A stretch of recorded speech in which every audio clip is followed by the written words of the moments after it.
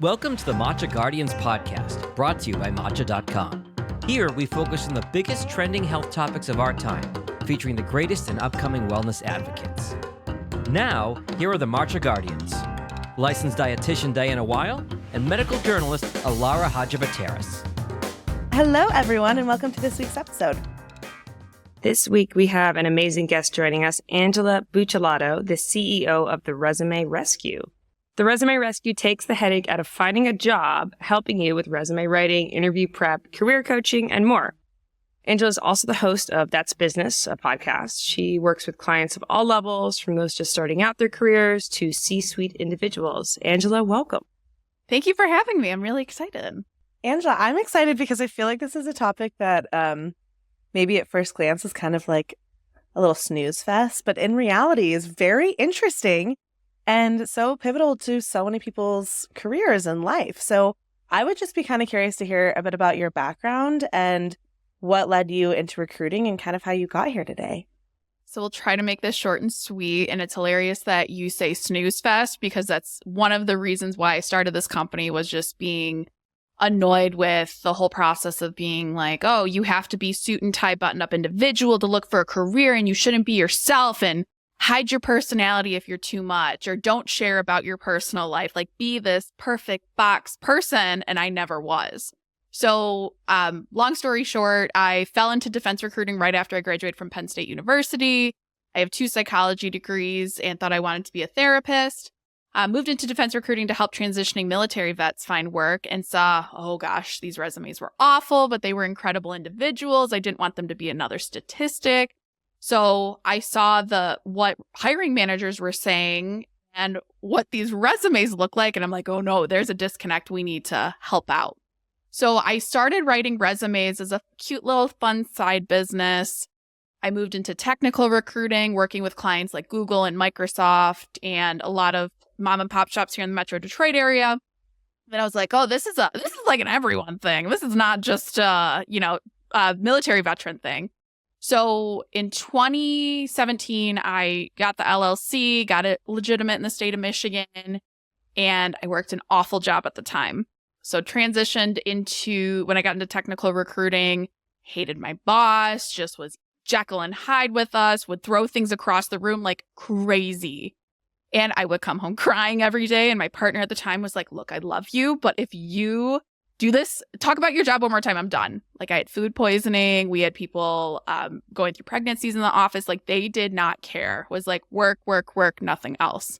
So come home from a beautiful 2-week vacation to Italy where I'm like, live, laugh, love. Why am I stressing out so much? Like, this is so stupid. The Italians, and I have family in Italy too, just say, oh, you work too hard. Why don't you take a break? And I was like, you know what? You're right. Thank you. And I come home and I was fired. Like, literally within seconds, come home, and my boss said, sorry, we have to let you go, because I was trying to do the right thing. I'd call out some of the not so legitimate and compliance driven things that were happening in our office, and I reported it to corporate. And I was just like the little fly that wouldn't go away, because I would call things out. I wouldn't just sit there and take it like a lot of my coworkers would. So when that happened in 2019, I was like, you know what? You're never going to feel ready to start this business. You've had it started for 2 years. Go home and do it. So I went home at 9 a.m., sobbed my eyeballs out, called my mom, my partner, and I was like, all right, we're doing it. Like, let's see how it works. So I worked 3 jobs at the time and worked on the Resume Rescue until I had enough to quit. And here we are today with 3 employees, and we've helped over, I think we're at 5,500 people we've helped to date. So That's amazing. And actually, the way that we got connected is through our amazing podcast producer, John.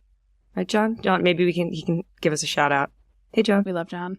Yeah, Angela and I met here locally in Metro Detroit. My wife has used her to help her retweak her resume as she's been looking to do some job hunting lately.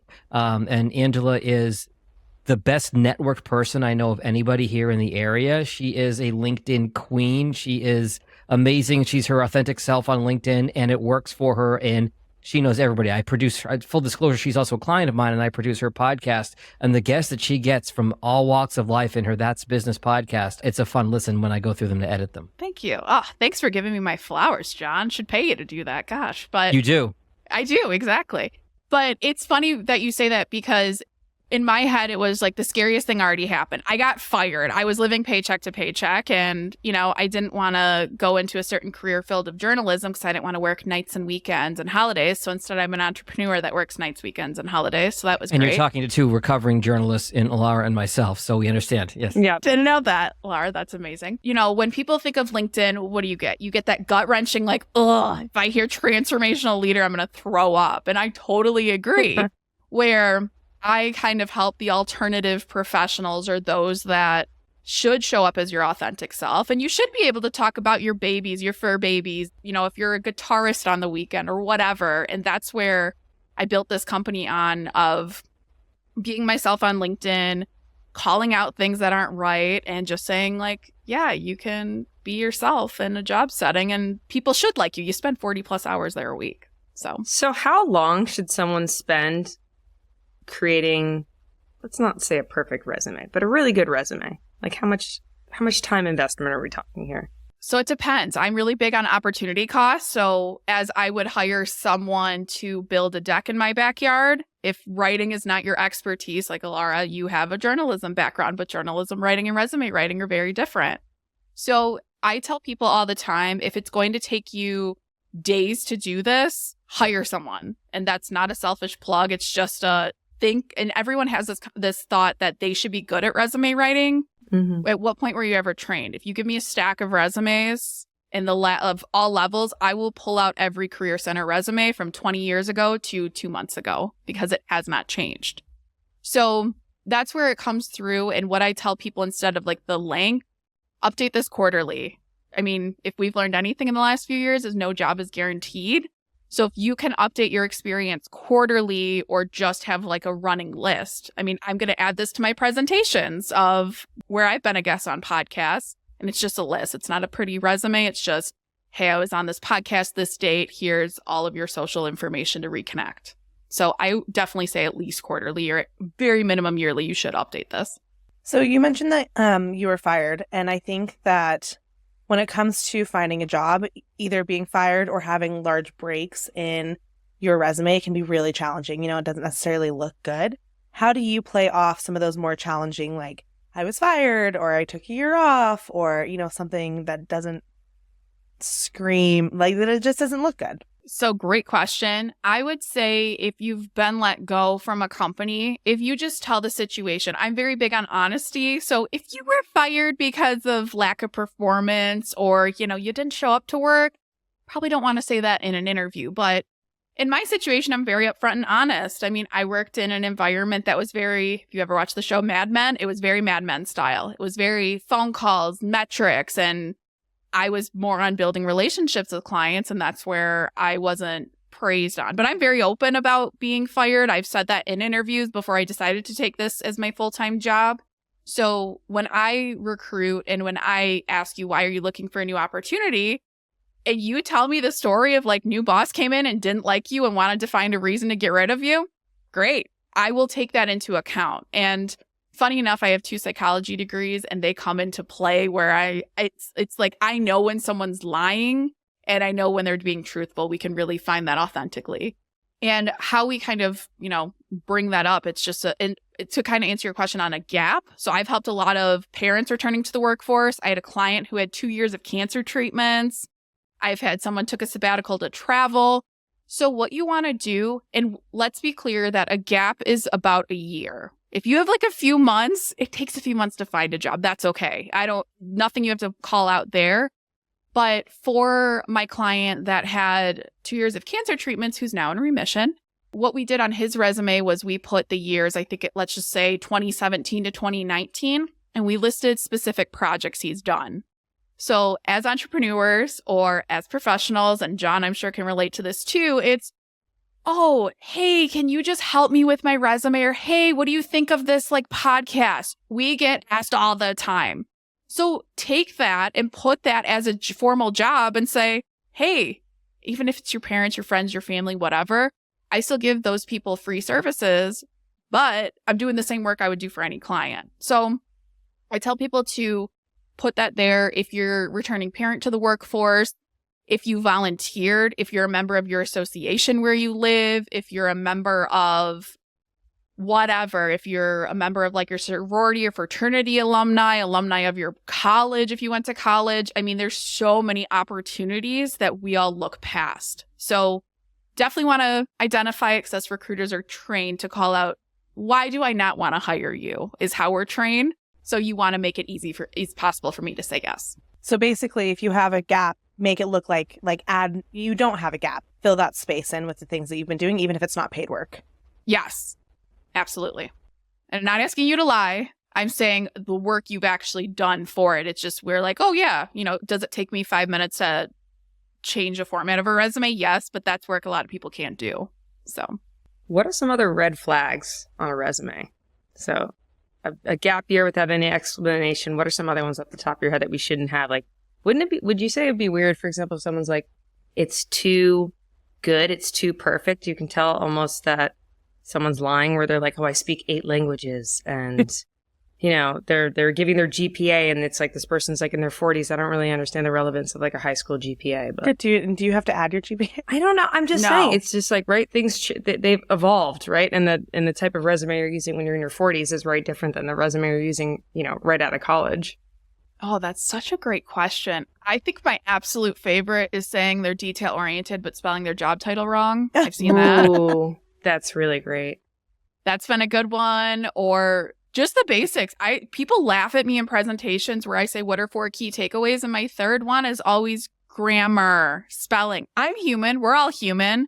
Use Grammarly. Use a free resource that plugs into all of your documents that will say, hey, you forgot a number in your phone number. I've had that. How am I supposed to get in contact with you? I've had, other red flags. I mean, ageism does exist. We can all live in this perfect world where we can pretend it doesn't, but it absolutely does. I don't want that you graduated high school in 1980 or 1970 or something there. And I think ageism is one of the dumbest things in the history of the world, but that's a podcast for another time, where that's a big thing. Or if, let's say you're in a sales role, or I'll pick on John. So John Please. has on his resume, works with clients, edits podcasts.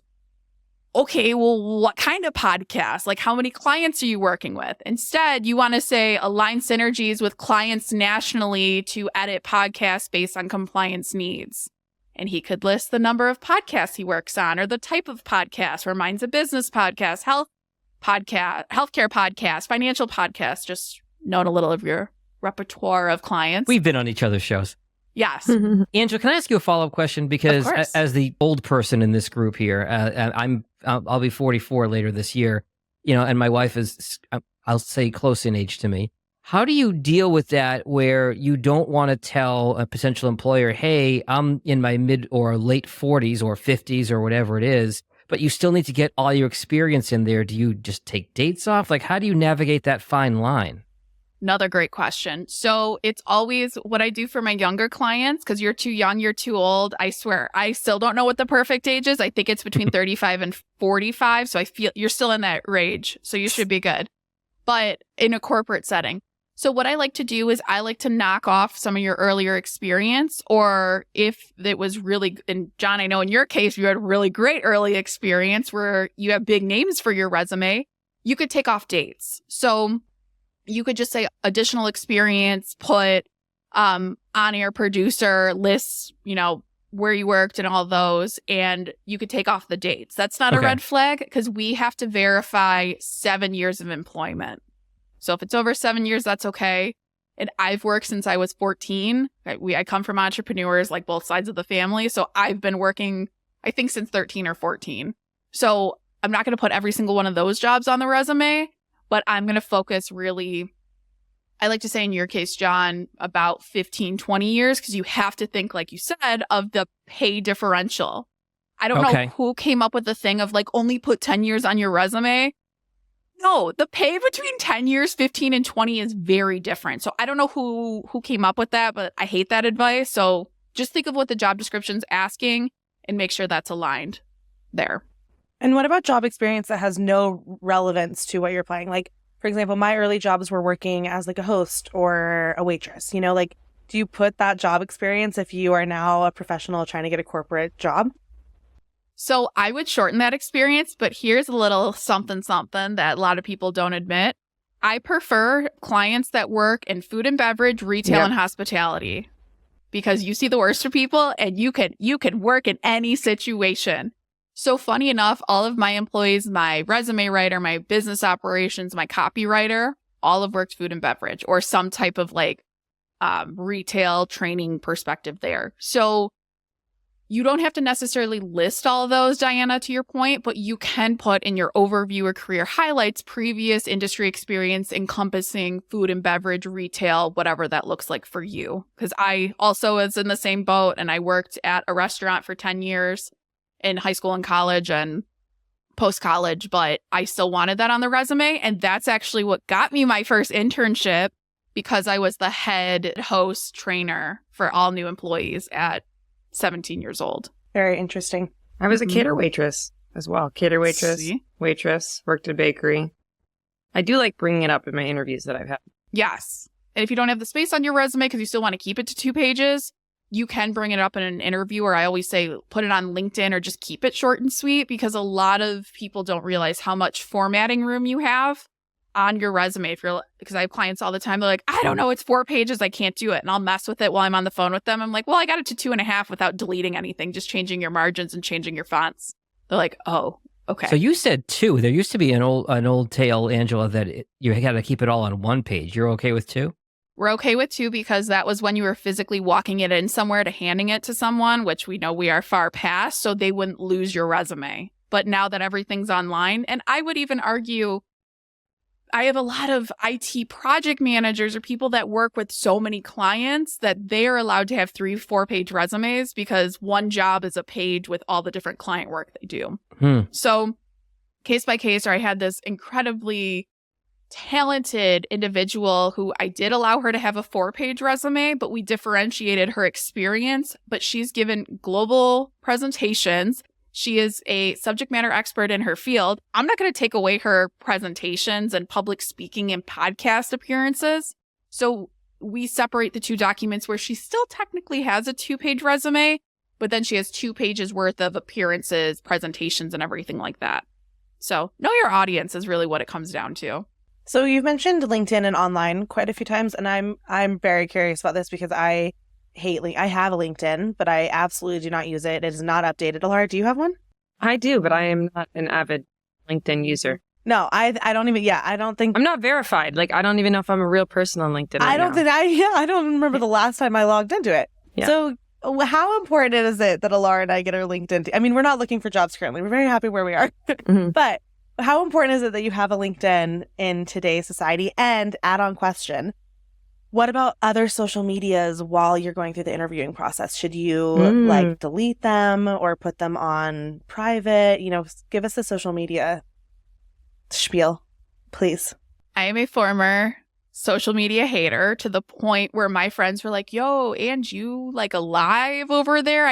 You've been like radio silent on everything. So I'm talking like 2016, 2017. I didn't do anything social wise, nothing. I had them. I didn't really touch them, whatever. I was more of a lurker, if we will.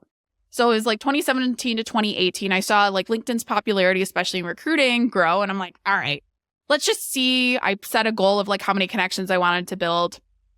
And then I just like trial and error. And I was like, if I roll my eyes at your post, you're getting unfollowed. And I still follow that rule to this day. So my newsfeed is curated of people like myself who are like, the job search process sucks. Looking for a job sucks. Being an entrepreneur is the hardest job in the world. And it's just like really real conversations. There's a lot of diversity, equity, inclusion on LinkedIn. I have so many different perspectives where my newsfeed, I enjoy it. And if there's anyone that comes in and is like, I hired someone that no-showed to the interview 3 times, but I wanted to give them a chance. No, you didn't. So those type of vibes, which is what I feel like LinkedIn gave so many people such that negative tone, are long gone.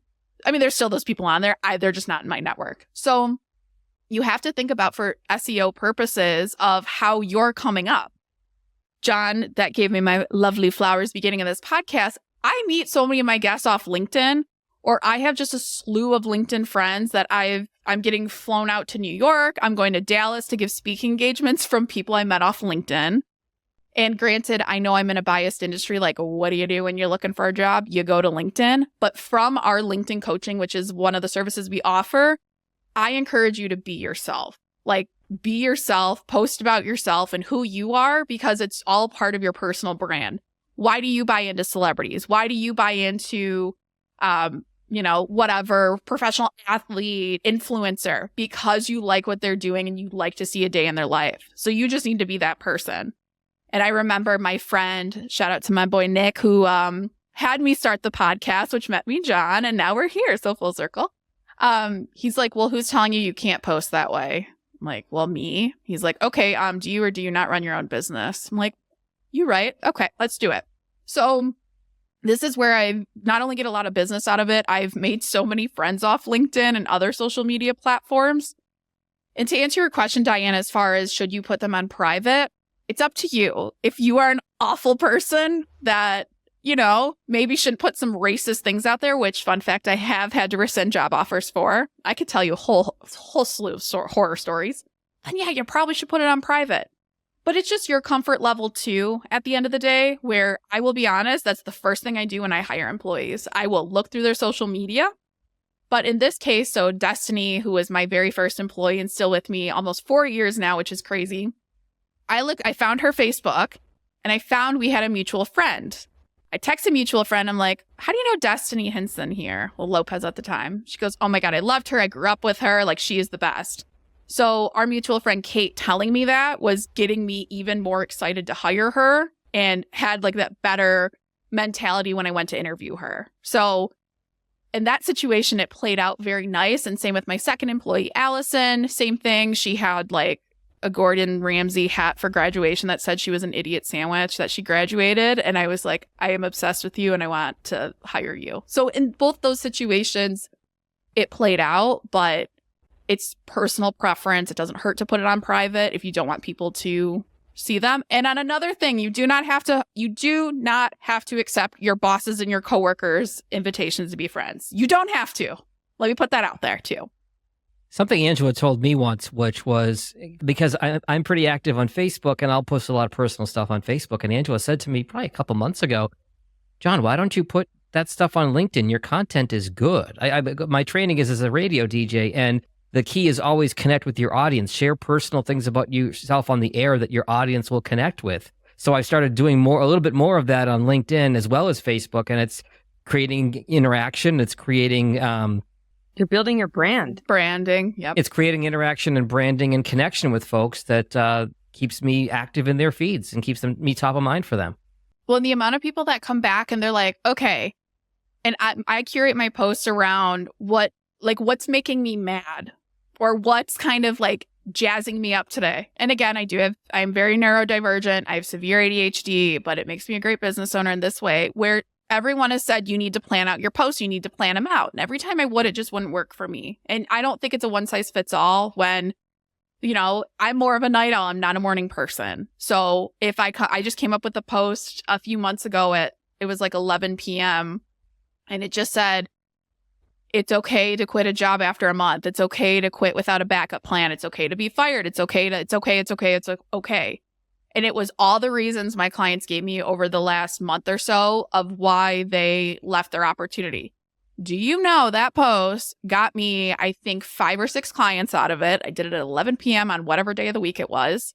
So it is important to be on there, but make it easy. Take a cute little picture of us right here. It could be, hey, we're recording our podcast. Or it could be, Alara and Diana, you were talking about pregnancy and how tired you are, and especially having a 5-month-old, and Diana going through and having a new kiddo on the way. I mean, people will vibe with that and understand it. I mean, that's another, I could give you 20,000 podcast ideas, but it's another one where it's, working parents, or how do you show up to your job after you've been sleep deprived and haven't slept in 5 months, or how do you mentally handle that? When do you know when to take a break? So I'm very vulnerable about mental health.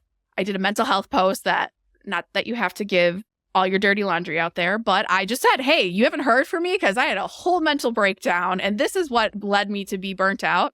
I got 11 clients out of that post. It had nothing to do with careers. It was just like, I admit, like, I did this to myself and this is what happened. These are the steps I'm taking. But because people saw that, related to it, was like, oh, you actually understand this from a not only holistic perspective, but a psychological perspective. Because it takes a lot of tolls looking for a job, and this is a very vulnerable process.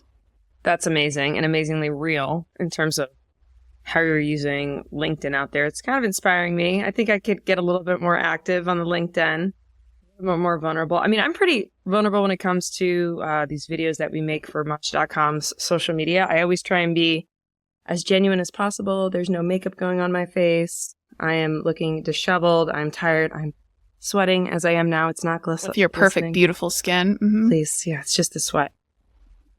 But no, it kind of brings me around to the question of AI. So like on one side, right, you have these amazing, authentic selves like yourself who you're sharing out there. It's really connecting. And then there's this other half of people, I think, that they want to be involved in that conversation, but they're intimidated, especially if maybe they're not naturally a writer or like sharing that way. So they're turning to AI to help them out. Can you kind of clearly sniff out the AI content out there when it comes to the resumes?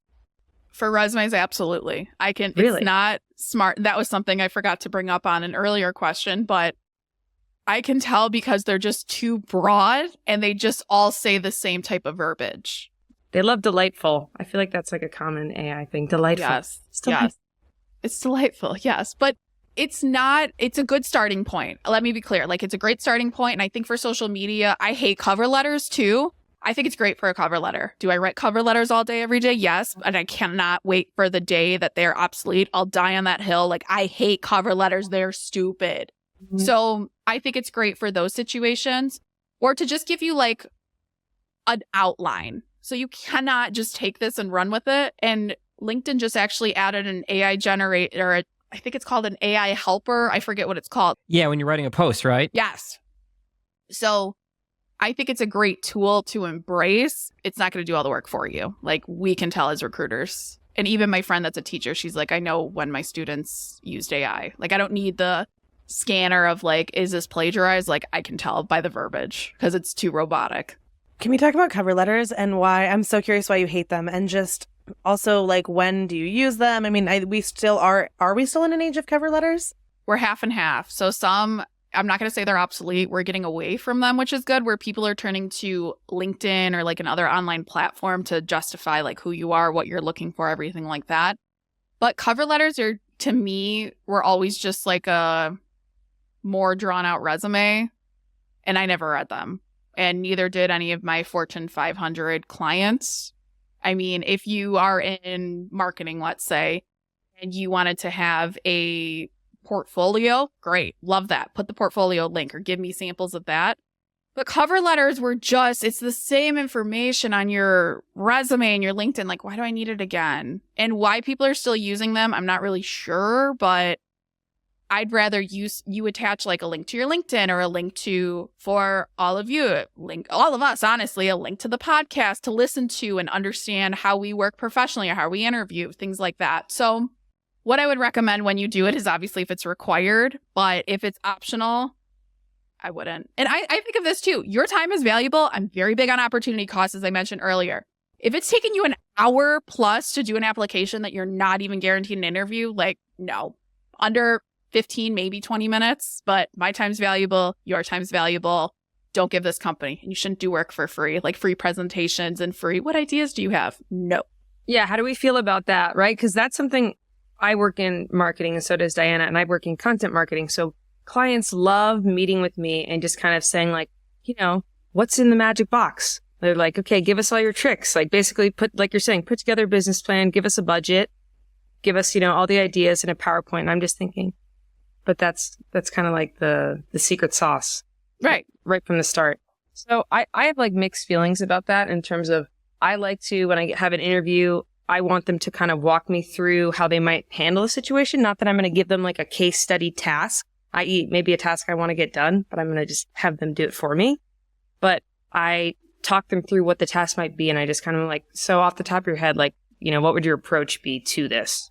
And that's great. Or you can even do, I've had a client that they would have their executive sales manager walk through, like, how would you sell this client? And they made a fake portfolio and a fake company. That was appropriate. That's okay, because it's not using what the company's doing. They gave all the company logistics. Yeah. So to me, that was okay to do. But in your case, Alara, it's very much like you have demonstrated work experience. Like they either like it or they don't, and they could see what your experience is. So I hate the whole, like, how would you solve our problems? Like, tell us more, because they don't even have to hire you. And this happened to my friend for an executive director role. Yeah. I told her not to do it, and she did it, but it was write a 3-page, like, document of ideas you have, or I forget, it was like a case study. Yeah. Not only did she not get hired, they took them, and now they're already implementing one of her ideas because we could see it on social media. So I'd say, who told you not to do it? Did I do that? Yeah. So I was nice at first, but now she has a new job and we can laugh about it. So, Angela, you talked about AI a moment ago. What is your perspective on the whole, how do I beat the AI scanners with resumes? I feel like that's something that a lot of job seekers are worried about, is how do I get the right keywords in my resume, because the first scan might be a machine as opposed to a person. How do you tell your clients to navigate that? ready? We're all going to say it together. An ATS is not a robot. Let's be clear on that, because that's what everyone always thinks. What it is if you think of on your keyboard that Control F function that finds keywords for you, that's all it is. Okay. So an applicant tracking system is meant to help recruiters filter through thousands of applicants. And what you want to do is when you're reading through a job description and it says, let's say for a sales role, and it says client facing, KPI driven, client, work with teams. Put those words on your resume. That's it.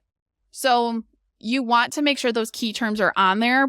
And that's how it gets filtered. So if you get that auto reject email, that's set up by a recruiter. Or if you answer no to some of those preliminary questions, do you have 5 years of experience in social media content? If you say no, auto trigger back, you get rejected. So us recruiters set that up. We do that. And if you get that auto reject email that you're like, oh, this robot set me up, I could go through and check box all my clients send the reject email to, or candidates, I should say. Or another thing a lot of people don't know, if they close the job description or close the job, put it on hold, you automatically get that reject email, even if they didn't look at your application. So one more time, it's not a robot. It's just a virtual filing system. And I don't know who started another fun rumor of that it's a robot, because it's not. So that's how you can tell who's worked in recruiting and who hasn't. When they're like, get past the ATS robot, you haven't worked in recruiting. Put the keywords in your resume to match the job description. Just obviously don't keyword stuff with a bunch of irrelevant stuff that's not relevant to you as a candidate. Right. Instead of saying, oh, I'm a good communicator, say C-suite presentations or technical communication. Instead of saying leadership, you could say C-suite leadership or training and mentoring employees. We play the synonym game is what I like to say. So You're a thesaurus. I am a thesaurus, honestly. That's what it is. So I know you have to play this game. I'm fully cognizant of that. And I wish we could just be honest and real on resumes, but we're not there yet. So here we are. So interesting. So Angela and Alara, you guys were kind of talking about like the next step of you get your resume read and then you get an interview. Can you talk us through some interviewing tips and some of the best ways to prep for an interview?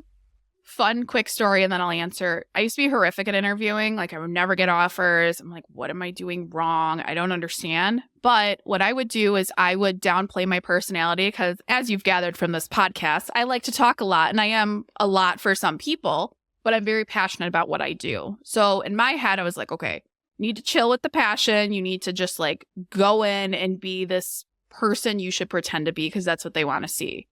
So then after one summer, I took all the time to read every how to interview body language book out there. And I was like, oh, the reoccurring theme is be yourself. So I know that's cheesy and cliche and we don't want to hear that, but you should be yourself because, and this is a whole mindset too. Instead of I hope they like me, come in with it, I hope I like them.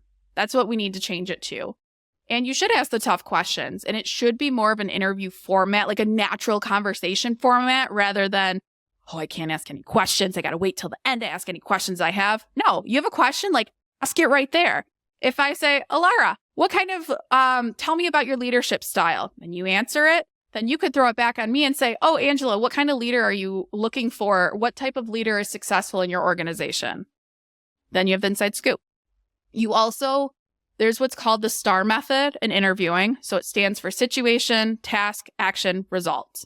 It's just a way of storytelling. So if any of you are readers, or of course we like podcasts that we're all on this, you can talk through and you have a mental picture where someone's describing something to you and you have that mental picture when you're reading or listening to something. That's what you should be doing in interviews. So when I worked at the Resume Rescue, this was X problem. I solved it with Y, and this is what resulted Z. So that's how we kind of frame the STAR method. And to practice with the person closest to you, your partner, your friend, your family member. I have given presentations to audiences of thousands.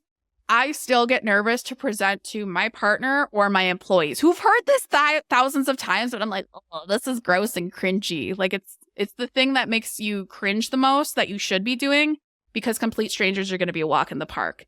Funny enough, John, I'll call you out here, where I was on, he edits my podcast. He listens to it. Yes, every week. But on a podcast I got asked to be on where he was a co-host. So I was like, oh my God, I'm so nervous. And I didn't like you were off camera. I'm like, did I do this right? Is he looking at me weird? And he's edited, 120 of my episodes? Something like that, yeah. It's just like that. It's, again, that mentality around it. So I tell people to prepare for the interview. I am music driven. So I have a playlist called Bad Bee that I have all the songs that that hype me up, put me in a good mood.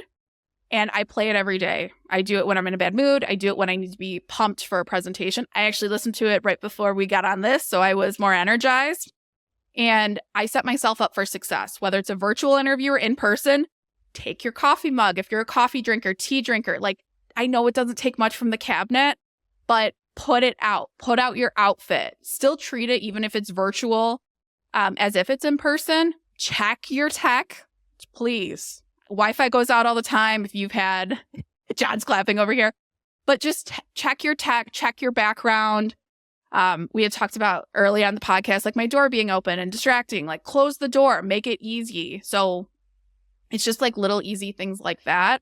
And treat it like a conversation. I mean, do your research straight up, FBI agent, try to find what you can. Another story, I'm full of stories today, sorry. But one of the stories I have for my internship, I found it was a FIFA Cup year. And I was really into soccer at the time. I still watch it occasionally, but not as big of a fan as I was then. And I found out the CEO of the company who I was interviewing with, huge soccer fan, taught his kids, coach on the side and weekends, huge soccer fan, played in college. So in my head, I'm keeping this in my head. I'm like, all right. Sam's a soccer fan. When am I going to bring this up? So whatever conversation, I forget what the question was, and I brought up the World Cup. And I was like, oh yeah, I was watching the World Cup the other day and so and so and so and so. And I wish I could demonstrate for you. He takes my resume, slams it down, moves it over. And he leans back in his chair, all unprofessional. He's like, what do you know about soccer? And I go, oh, I played for 10 years. And he's like, shut the something up. He turned off corporate him and we just BS the whole time. And I walked out of there with a job offer. So I could train your skills. I cannot train your personality. And that's where people go wrong all the time. My favorite story to date, and Allison, my resume writer, I like to joke about this. We had about 50, I think, applicants for a resume writing position 3 years ago. I had this candidate number one who I was like, we'll call her Anne. Anne was perfect. I was like, she is the one. She has the certifications, the experience. She is it. She interviews. Destiny and I interview her. She's telling me everything I want to hear in a corporate setting. Oh, the client's right. I do what I need to do. We work just all the corporate buzzwords, but she was a dream for a corporation, not for my small business where we need to switch tasks. We need to put out fires every day and we need to work as a team. And you need to admit fault because we need to communicate when things need to change to no fault of anyone's own. So I was like, man, that interview was not it. So Allison, who was in the bottom of the applicants, because she didn't have as much experience, but again, I liked her experience in retail. So I was like, all right, we're going to interview her. Let's see. She had brief resume writing experience and she, hilarious enough, thought the job was a joke. Because who's heard of a resume writer as a job? So I had emailed her and I was like, hey, for the interview, you do not have to be professional. Like, you don't have to dress professional. It's going to be 5:30 because you're getting off work. Like, come as you are. And she replies back and says, oh, so I should put my ball gown away? Got it. And Destiny and I cracked up. I'm like, I'm in love with her already. Like, and that was before we even interviewed her. So this is where she did really well in the interview is because she admitted where she made the wrong decision. She admitted what she learned from it. We're not perfect. And if a company's going to come to you and a hiring manager and say, oh, well, you screwed up. Like, I screw up all the time as a boss. I'm not perfect. I'm learning as I'm going along being a business owner. I was never trained on any of this. So it was just the flexibility. And we are a very close team, very tight knit. And she is like blown every expectation out of the water because I could train her on skills she's willing to learn. And that's how she's just an absolute incredible resume writer and copywriter for us. So that's something people need to think about.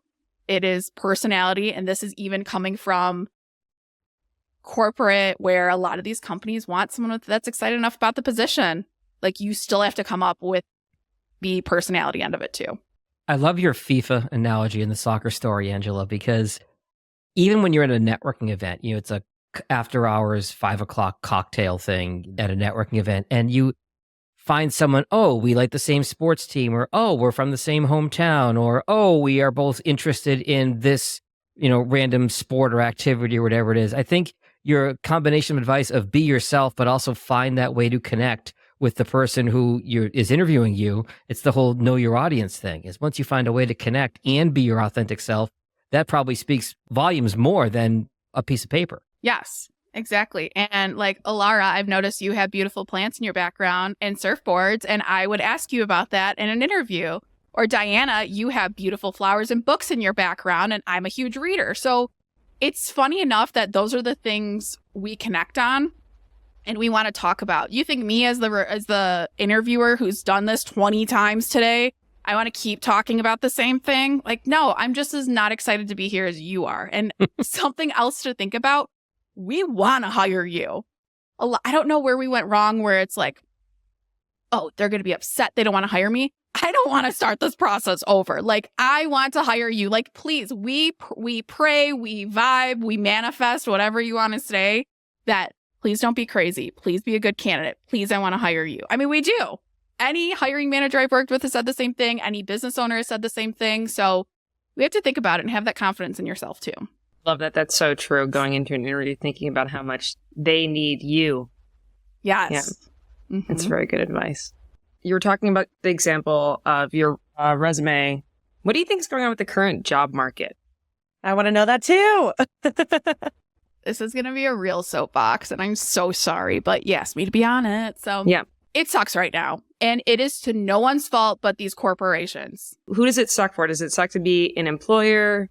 Also a future employee? It just sucks both ends? I think both ends, where I just talked about this on my podcast with one of my friends who's the president of SHRM here in Detroit and huge in HR. On the candidate side, it's some people do think that you could just spray and pray your resume and it'll stick. It does not work that way anymore. So you do have to take the time. I don't want you to spray and pray. It's quality over quantity. Where you could do this 5-10 years ago, you can send your resume to 20 social media manager jobs and one will stick. That's not working now. What you have to do is take the time to, if they're looking, like, I'll just take social media manager.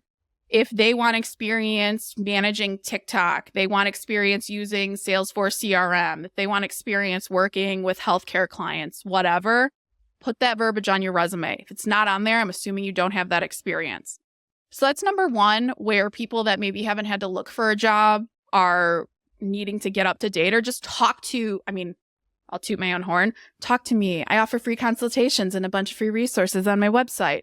But it's just like this process is vulnerable enough to stop making it so hard on yourself. But the employer side, I would argue, is worse because as in they are making it worse. Because I've had so many people currently where so many clients coming to me, Angela, I worked with you in 2020. I am doing the exact same thing that landed me this job, and now I'm ready for my next step. What the heck is happening? And it's to the point where I think we got away from human decency. And this is not a statement. Like, obviously, there are great companies to work for and great hiring process. But just in general, I'll just say, where I had one client go through 9 rounds of interviews. Why? 9 rounds? You need to know if you know this, like if you like the person or not. I don't know who has time to interview someone 9 times. And then I've had a lot of clients get to the final stage and just, we went with someone else. Like, how do you not know this at this point? Like, we lost the art of communication. And I just went on a LinkedIn rant about this that actually performed very well too, because I was very passionate about it. But it's the art of communication. And I think a lot of people or a lot of these executives or hiring managers, I don't know who the problem is, but it's just like, we're going to post this job. Just kidding. We're going to close it. It is so psychologically draining to go through the hiring process, let alone if you have bills to pay, you got mouths to feed, and you get let go from your job with no severance, nothing, and you're trying to make it work. And I still think like it's a great opportunity, but you're having to work a lot harder. You need to have a great resume. You have to be great at interviewing. You need to network on LinkedIn, use your platforms, exhaust all of your resources there. So I'm going to take my own, let's just say Google. You apply to Google, and you actually can find this information on LinkedIn. And I swear LinkedIn doesn't pay me, but we need to get some type of kickback for all the love I give them. So with Google, you can look at the employees. You could look at the employees in Utah or Connecticut, and you can see who lives in my area that works for Google, who's an alumni of the companies I used to work for that I can connect with. Again, we're going back to the connection we talked about with interviewing. I want to make a connection with you. I want, like I said, I don't want to talk about the same. What's your biggest strength and weakness? Like, it's just as draining on me as it is on you. So I like to build that connection and exhaust those resources. And that's another reason why I'm taking job searching in the market a little differently, where LinkedIn has changed and all these other platforms where LinkedIn's trying to compete with the job board. So Monster, Career Builder, ZipRecruiter. And then on another front, they're trying to compete with TikTok, Instagram, Facebook, all the other socials. So they've made this platform for creators and for people to demonstrate their work. I mean, now it recommends you people. And I will toot my own horn. I don't pay for ads on LinkedIn. And we come up in search results more than some of our clients or our competition that has millions of followers, because we engage with people, we answer messages quicker, and we're posting things that put us in every type of, in a lot of different news feeds there. So if you're looking for a job, I don't want to sit here and say, good, best of luck to you, it's not going to work. It can work, but you should be putting yourself out there. Go to networking groups, virtual, in person, hybrid, whatever those groups are doing. Check out, if you're in Metro Detroit, check out The List Detroit, check out Eventbrite globally. I mean, there's so many different groups available to social media managers or sales professionals or SHRM if you're in HR. I mean, this is where your connections are opening the door for you a lot more. So we're going back like old school, like I got someone that can open the door for you, but you also need to have the good resume to get you there too. So interesting. I feel like this is going to be really valuable for hopefully a lot of people, because I know that, you know, it's tough when you are trying to find a new job and you don't necessarily know how to get there.